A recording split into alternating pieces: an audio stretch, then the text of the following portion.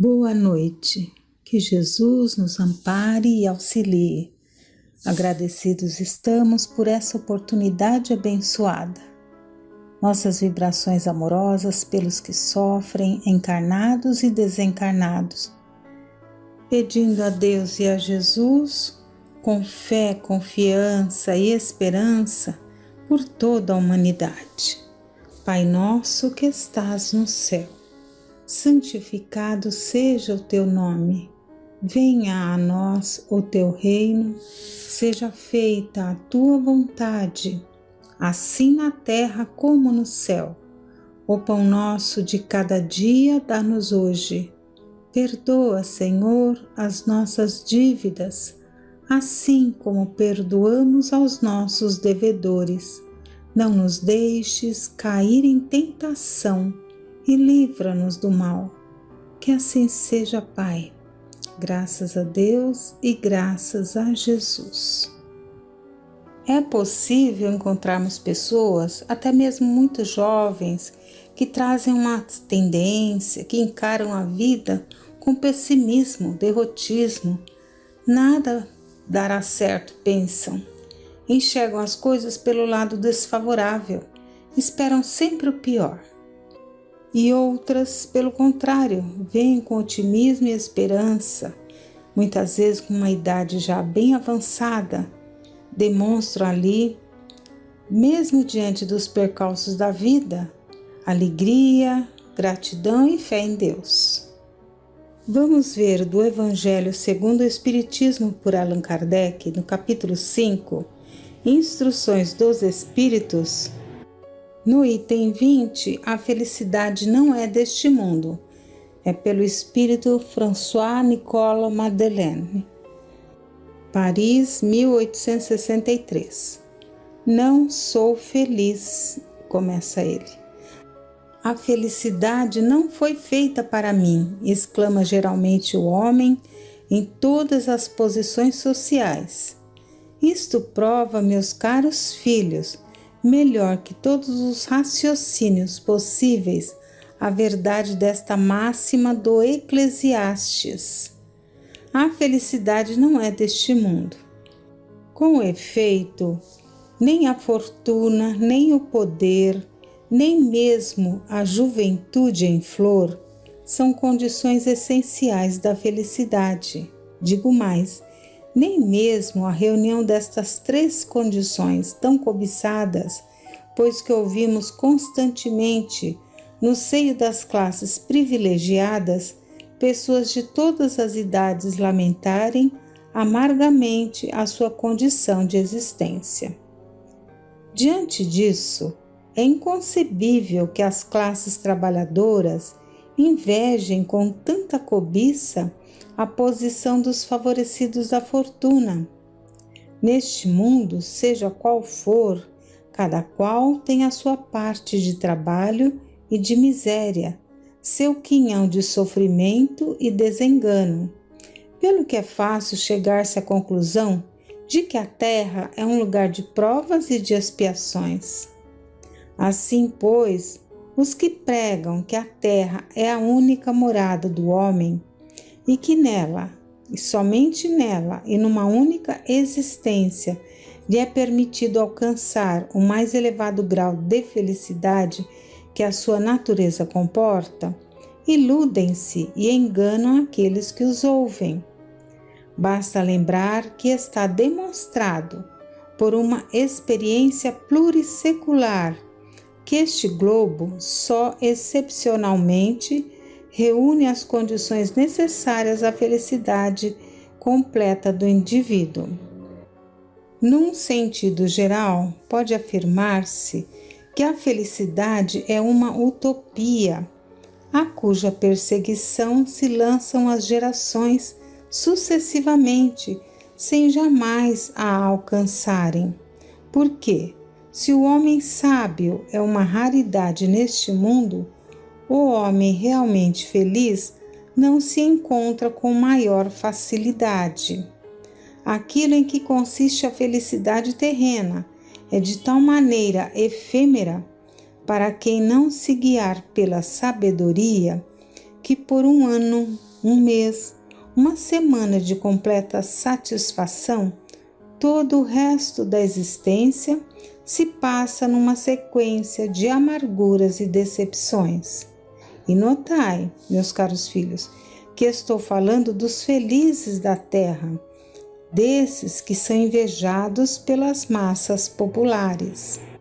Consequentemente, se a morada terrena se destina a provas e expiações, é forçoso admitir que existem além moradas mais favorecidas, em que o espírito do homem, ainda prisioneiro de um corpo material, desfruta em sua plenitude as alegrias inerentes à vida humana. Foi por isso que Deus semeou no vosso turbilhão esses belos planetas superiores, para os quais os vossos esforços e as vossas tendências vos farão um dia gravitar, quando estiverdes suficientemente purificados e aperfeiçoados. Não obstante, não se deduza das minhas palavras que a terra esteja sempre destinada a servir de penitenciária, não por certo, porque do progresso realizado podeis facilmente deduzir o que será o progresso futuro, e das melhoras sociais já conquistadas, as novas e mais fecundas melhoras que virão. Essa é a tarefa imensa que deve ser realizada pela nova doutrina que os Espíritos vos revelaram. Assim, pois, meus queridos filhos, que uma santa emulação vos anime, e que cada um dentre vós se despoje energicamente do homem velho. Entregai-vos inteiramente à divulgação desse Espiritismo que já deu início à vossa própria regeneração. É um dever fazer vossos irmãos participarem dos raios dessa luz sagrada. A obra, portanto, meus caros filhos, que nesta reunião solene todos os vossos corações se voltem para esse alvo grandioso de preparar para as futuras gerações um mundo em que a felicidade não seja mais uma palavra vã. Como vimos na mensagem, o Espírito afirmou que muitos pensam equivocadamente que a fortuna, o poder e a juventude em flor são condições essenciais da felicidade. Mas hoje, como nunca vimos, a pandemia alcançando a todos, independentemente da situação material em que se encontra, pois todos estamos sujeitos a ela. Seja aquele que está bem financeiramente, aquele que está no poder e também o jovem. O que necessitamos nesse momento é a confiança em Deus, na certeza de que nada nos acontece sem a sua permissão e que Ele sempre programa o que é melhor em nosso favor. E se já alcançamos uma idade mais madura, a chamada terceira idade, não poderemos encontrar a alegria de viver? Vejamos o que nos ensina Pedro de Camargo no livro Nas Pegadas do Mestre. Ele inicia com um trecho do versículo 22 do capítulo 16 do Evangelho de João, com as palavras de Jesus: "E o vosso coração se encherá de gozo, e esse gozo ninguém vô-lo tirará." E ele inicia dessa forma: o pessimismo envenena a fonte da vida, destruindo em nosso espírito a alegria de viver. Então, é um veneno, não é? O pessimismo é um veneno. O pessimista envenena a própria vida. E quantas vezes ele envenena aqueles que estão ao seu redor. A origem, continua ele, desse estado mórbido, dessa lepra da alma, está na irrealização dos ideais que acalentamos. Por isso, o pessimismo ataca mais a velhice que a mocidade. Esta alimenta ilusões, sonhos, esperanças fagueiras, donde lhe advém entusiasmo, coragem e arroubo, elementos estes que agem como preventivo contra aquele terrível morbus, contra o pessimismo. Na velhice, as ilusões dissipam-se, as quimeras desvanecem-se, e com elas o entusiasmo e a alegria de viver. Da escolha, pois, do ideal que constitui objeto de nossas aspirações, tudo depende. A alegria de viver vem do ideal. Ela não existe, a alegria não existe onde o ideal falece, visto como este é o manancial que a sustenta. Quando este seca, a vida morre, porque não há vida onde não há alegria de viver. A vida há de ser vivida com prazer, seja qual for a emergência em que nos encontremos. Transcorra ela num palácio ou numa tapera, no fastígio do poder ou na obscuridade extrema. Se a velhice é pessimista, é porque na mocidade nutria ideais rasteiros ou quiméricos. O espírito não envelhece, é imortal. Na imortalidade não há decrepitude, porque não há morte. O pessimismo, portanto, não é fruto da decadência da matéria, é antes consequência da descrença e da desilusão quanto aos ideais entusiasticamente acalentados. Se eles eram falhos e irrealizáveis, ou se não corresponderam pela sua natureza às necessidades da alma, hão de ocasionar amargas decepções que destruirão a energia e a fé, mergulhando os espíritos no pessimismo, que é a sepultura da vida. Cumpre, pois, analisarmos cuidadosamente o ideal que alimentamos. Ele deve ser puro, elevado e, sobretudo, possuir o cunho inconfundível da realidade. Nada de edificações sobre a areia. É na rocha que devemos apoiar seus fundamentos. Precisamos adquirir convicção inabalável a respeito da sua realidade e da sua grandeza.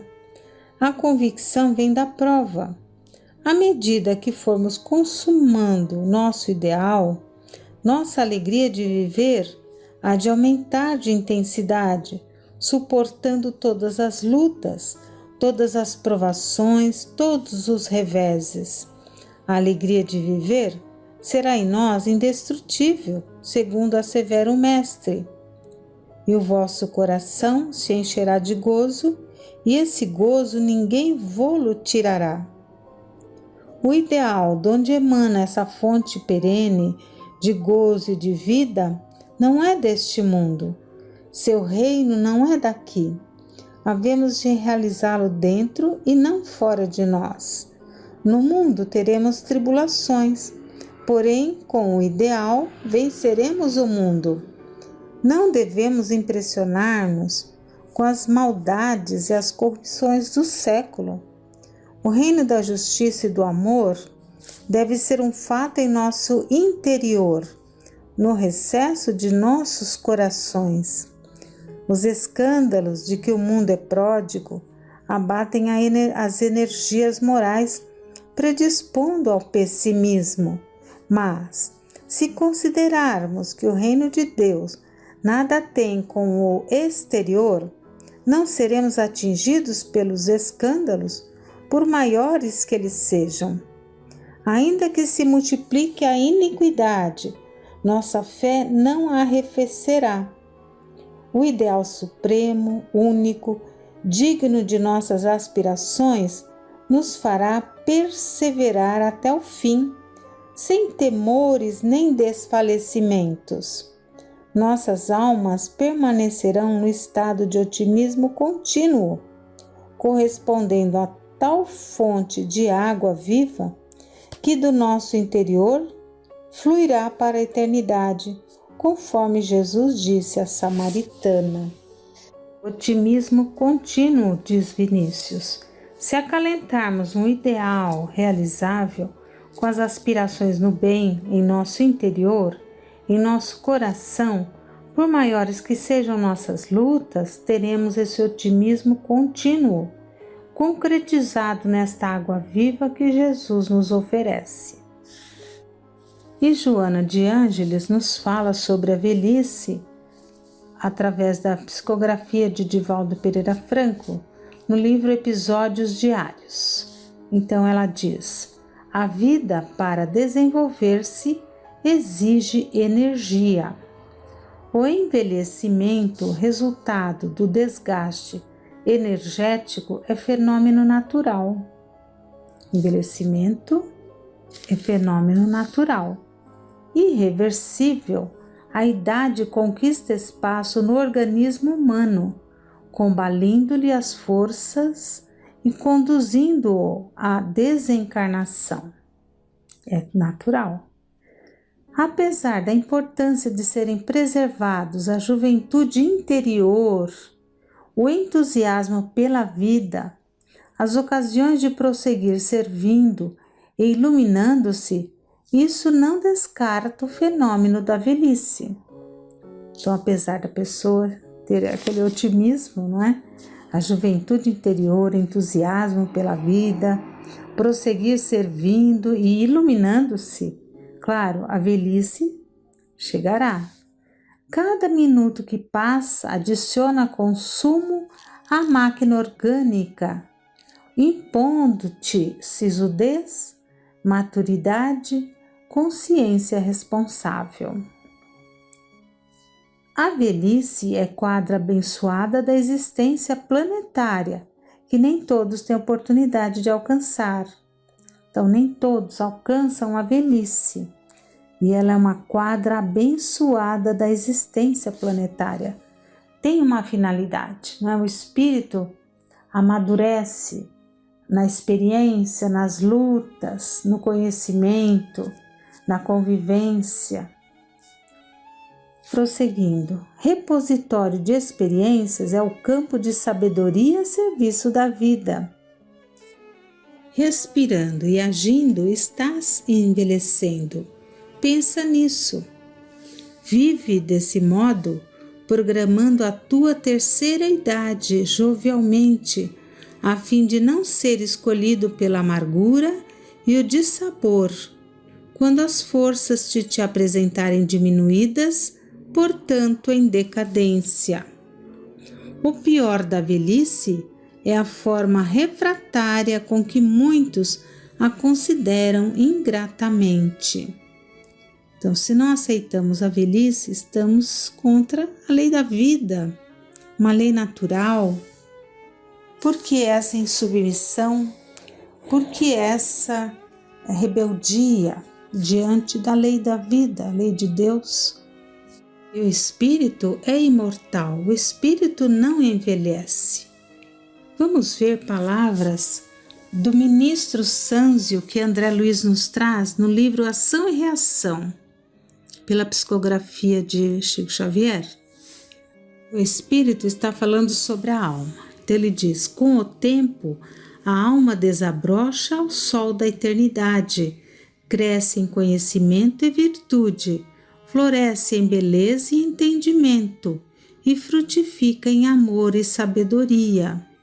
Mais à frente, ele diz: mas os corações amadurecidos no conhecimento se valem, por intuição natural, da velhice ou da dor para raciocinar com mais segurança, seja consagrando-se à fé nos templos religiosos, com que asseguram a si próprios mais amplo equilíbrio íntimo, seja devotando-se à caridade, com que esbatem na memória as recordações menos desejáveis, preparando assim, com louvável acerto e admirável sabedoria, a irrevogável passagem para a vida maior.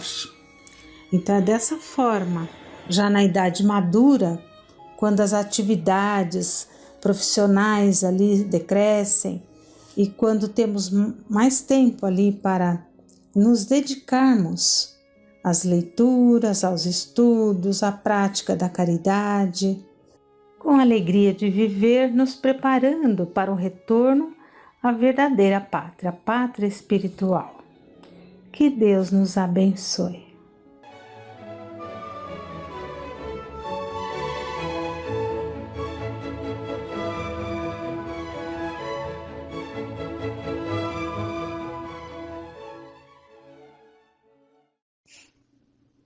Boa noite a todos. Vamos nessa noite, nesse encontro, retomando aquela ideia dos encontros passados, daquela jovem Hilda que sorve o veneno não desejando. Ela alimentou muito esse desejo, ela acalentou esse desejo, planejou e preparou tudo para execução. Mas no momento em que ela vai tomar o veneno, ela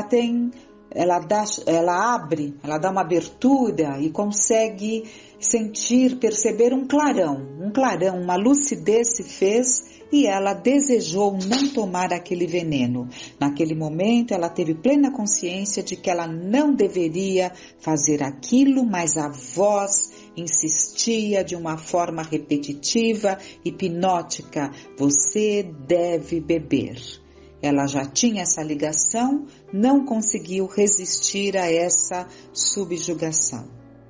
Para que entendamos isso, vamos buscar no Livro dos Espíritos, na questão 459, quando Kardec trata da intervenção dos espíritos no mundo corpóreo, e ele pergunta: os espíritos influem sobre os nossos pensamentos e as nossas ações?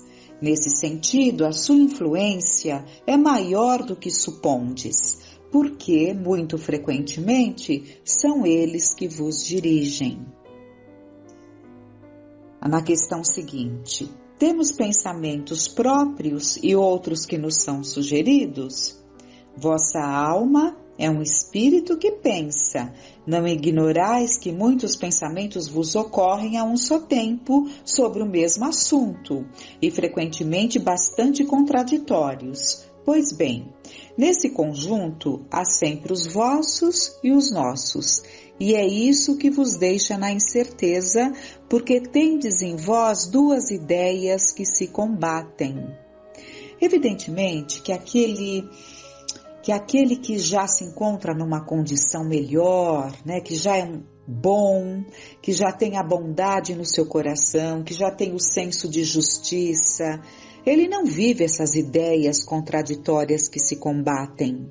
Essas ideias contraditórias que se combatem são naturais em nós, a grande maioria, né? Que ainda vivemos essa dualidade entre o bem e o mal, o certo e o errado, e nos surpreendemos quantas vezes ali combatendo essas situações alternativas, né? Do bem e do mal, porque ainda somos contraditórios, ainda trazemos impulsos para o bem e muitas coisas para o mal, quantas vezes, não é? Vivemos essas contradições. Então, daí ele dizer, tem em vós duas ideias que se combatem. É claro que aquele que já atingiu um patamar maior, ele lida com as situações com muita naturalidade, chegando às conclusões adequadas, tomando as atitudes adequadas, sem viver essa dualidade. Mas é graças a essa dualidade que nascerá em nós o homem novo, né? Na medida em que nós formos aprendendo a optar pelo bem, pelo correto, pelo ideal. Na questão seguinte, como distinguir os nossos próprios pensamentos dos que nos são sugeridos? Quando um pensamento vos é sugerido, é como uma voz que vos fala. Os pensamentos próprios são, em geral, os que vos ocorrem no primeiro impulso. De resto, não há grande interesse para vós nessa distinção, e é frequentemente útil não o saberdes. O homem age mais livremente se decidir pelo bem. O fará de melhor vontade. Se tomar o mau caminho, sua responsabilidade será maior. Então, na verdade, o que importa é o teor do nosso pensamento.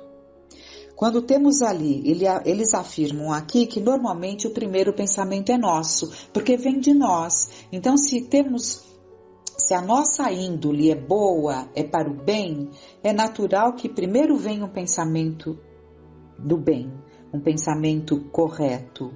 Depois podem surgir outros, que serão aqueles que tentarão nos desviar até daquela decisão adequada, né?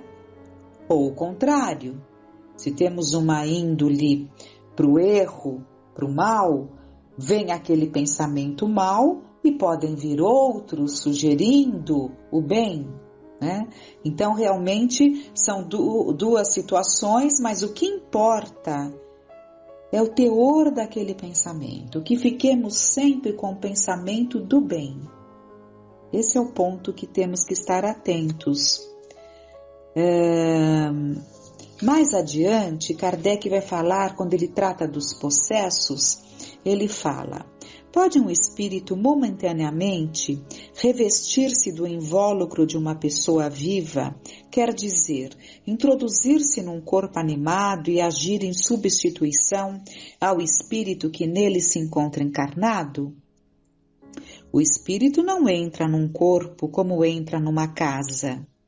Ele se assimila a um espírito encarnado que tem os seus mesmos defeitos e as suas mesmas qualidades, para agir conjuntamente, mas é sempre o espírito encarnado que age como quer sobre a matéria de que está revestido. Um espírito não pode substituir-se ao que se acha encarnado, porque o espírito e o corpo estão ligados até o tempo marcado para o termo da existência material. Então, nenhum encarnado pode abandonar o seu corpo e deixar que outro faça morada, né? Porque somos os donos do nosso corpo, os donos da nossa vontade, embora, né, como Kardec vai descrever nesses anos que ele teve ali, junto dos trabalhos mediúnicos, dos trabalhos espirituais, em contato ali com as mais variadas manifestações obsessivas, possessivas, e ele viu que há possessões ferrenhas, né? Possessões ferrenhas em que a pessoa fica ali totalmente subjugada, sem conseguir se sobrepor, sem conseguir impor a sua vontade, porque já se entregou. É claro que a responsabilidade será sempre do encarnado. Mesmo esses que não conseguem reagir, em algum momento eles se deixaram levar, a ponto de permitir que se chegasse a esse ponto, de não terem mais forças para reagirem por si só, né? Precisando certamente da ajuda, né, de outros, ajuda médica, ajuda espiritual, que se fazem necessárias nesses casos mais difíceis, em que a própria constituição orgânica já se apresenta prejudicada, necessitando então das medicações adequadas e do tratamento espiritual para que se reverta esse caso, esclarecendo não só o encarnado, ajudando-o a melhorar-se moralmente, ajudando-o a recuperar-se, trazendo de volta a confiança em si mesmo, né? Como também o espírito malfazejo precisa de um trabalho para que consiga se recompor, mudando ali a sua vontade, né? O seu foco. E para que isso fique assim mais claro para nós, essas situações mais difíceis, vamos ver um caso. No livro Estante da Vida, do Irmão X, que é Humberto de Campos, que passou a assinar Irmão X, encontro singular. Escute, moço, se é verdade que o Senhor escreve para a terra, conte o meu caso, amparando alguém. Então, um determinado espírito, que foi jovem na terra e se apresentava jovem, né? pede para que ele, sabendo que ele escreve, né? Ele era escritor, jornalista, e ele continua no plano espiritual, nos trazendo as notícias lá da espiritualidade, e esse moço pede para que ele escrevesse para ajudar alguém, né? Amparar alguém. A observação procedia de um rapaz desencarnado em deplorável situação num vale de suicidas. O seu corpo, que se adensava pesado e escuro, se retorcia qual se estivesse fixado em agitação permanente, e na garganta se lhe viam arroxeadas feridas, alentadas de certo pelos sentimentos de angústia, a lhe percutirem constantes na forma atormentada. Percebi-lhe a condição de enforcado e diligenciei colocá-lo à vontade. Fale, meu irmão, quero ouvi-lo e aprender. E o jovem desenfaixado do envoltório físico desmanchou-se em agoniadas recordações. Então, ele havia se suicidado, né? E no plano espiritual, por isso, desenfaixado do envoltório físico. Então, esse espírito trouxe ali as agoniadas recordações. Sabe, fui no mundo uma vítima do copo. Tudo começou numa festa. Lembro-me, um convite inocente, brincadeira, um colega beirou-se de mim com um frasco de bebida licorosa. Em seguida, a intimação amiga. Um trago, só um trago. Recusei, não tinha hábito. Em derredor de nós, a roda alegre e expectante. Então, você zombeteou o companheiro sarcástico. Então você é um dos tais, um maricas, filhinho da mamãe? Que faz você com as calças? Ignorava que aceitar um desafio desses era perigoso para mim. Os outros bebiam e gargalhavam. Acabei aderindo. Engoli uma talagada, outra e mais outra. Depois a cabeça zonza e o prazer esfuziante. No dia seguinte, a necessidade do aperitivo. E dos aperitivos passei a bebedeira inveterada. Alfaiate bem pago, a breve trecho comecei a deteriorar-me em serviço. Erros, faltas, pileques, ressacas. Terminadas as tarefas cotidianas, trocava o lar pelo bar. E sempre o quadro lastimável noite a noite. Amigos me apoiando até a casa e na porta a cansada mãezinha a esperar-me. Então, nesses processos, nós vemos algumas pessoas que desenvolvem a dependência do álcool por fazerem uso. Vão fazendo uso hoje, outra manhã, né? Os encontros, as festinhas, tudo é motivo para se comemorar, basta estar junto num determinado meio, já se comemora, já se com as bebidas, e assim vai se desenvolvendo uma dependência. Há aqueles que trazem já uma dependência ferrenha, e normalmente são aquelas pessoas que não querem pôr álcool na boca. Elas tomam uma decisão de não pôr, porque dentro delas, elas temem, porque elas trazem ali de uma maneira inconsciente, mas elas trazem nos refolhos do seu inconsciente a recordação desse problema, dessa doença, porque se torna uma doença, essa dependência, e dos estragos. Então, muitos trazem esse temor, né? E passam uma vida evitando esse hábito. E isso nos leva a pensar o quanto temos que cuidar realmente, né? Dessas situações, desses hábitos que normalmente não terminam bem. Então, ele continua, constantemente a mesma voz doce, a mãe, né? Então ele fala, a mãezinha a esperá-lo. Constantemente a mesma voz doce, insistindo e abençoando. Meu filho, não beba mais. Minha reação negativa nunca falhava. Esbravejava, ameaçava, premindo-lhe os braços trêmulos. Na manhã imediata, os remorsos e as promessas de corrigenda e reajuste. Vejam o perigo, né? Já lúcido, na manhã seguinte ele se arrependia do que tinha feito, mas enquanto ele estava sob o efeito do álcool, ele dava vazão a essa agressividade.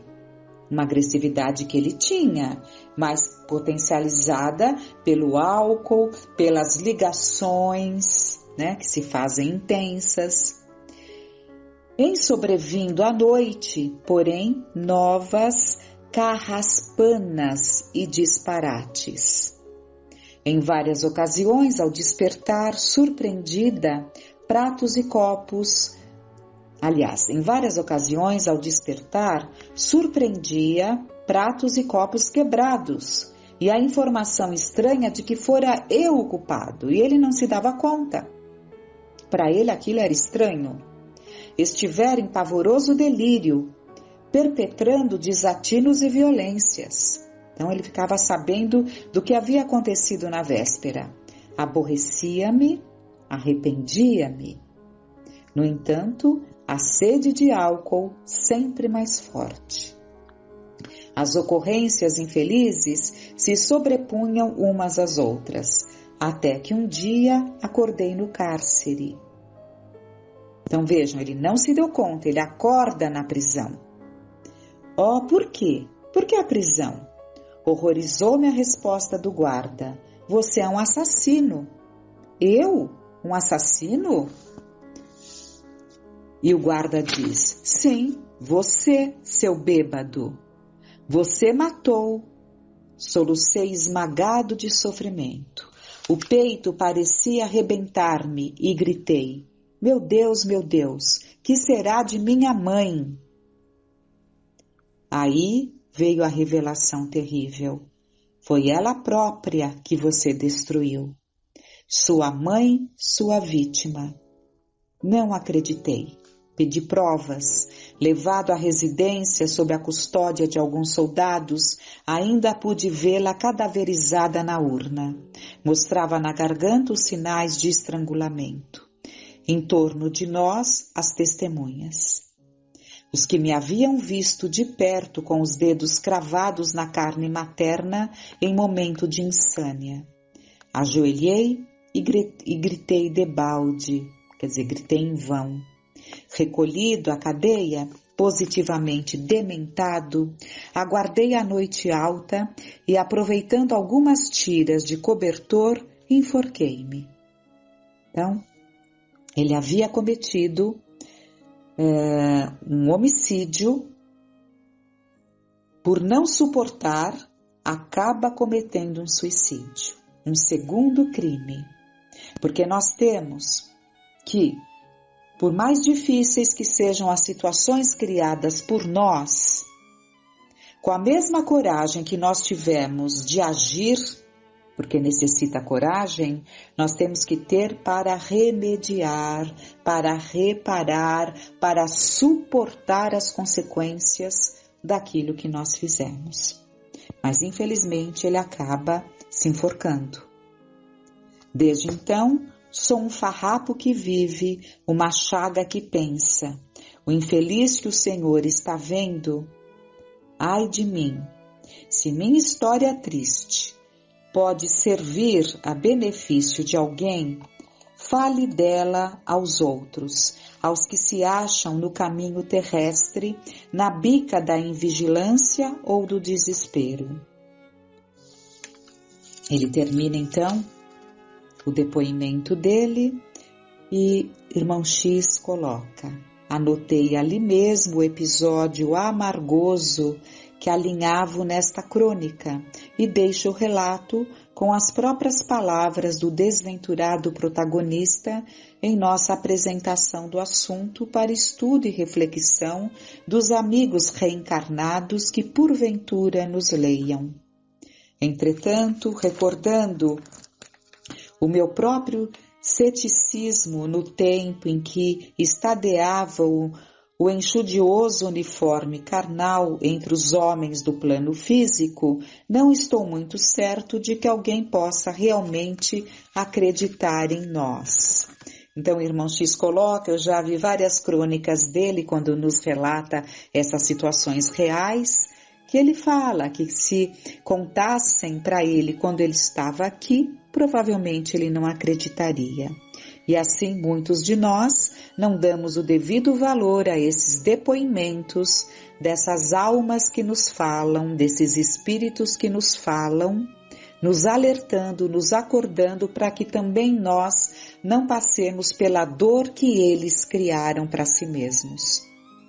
Porque aquele que sofre e se arrepende, ele deseja que o outro não faça o que ele fez. Então nós percebemos claramente aqui que ele fez algo que não desejava. O álcool tira a razão, o álcool leva à insanidade e, por todos os outros relatos que nós temos, aqui ele não adentrou no campo das influenciações, né? Só contou ali a influenciação dos amigos encarnados que o induziram, né, a beber, e daí tudo se desenvolveu. Mas ele não falou do processo espiritual, mas há muitos relatos que nos trazem essas influenciações daqueles com os quais trazemos ligações e que se comprazem na nossa perda, no nosso erro, na perda das oportunidades da encarnação. Então que fiquem esses aprendizados para nós, essas reflexões, com muita gratidão no coração, rogando a Deus que nos ajude. Finalizando com uma passagem de Jesus, um ensinamento de Jesus. No mundo passais por aflições, mas tende bom ânimo. Que tenhamos bom ânimo. Com muita confiança, tenhamos uma noite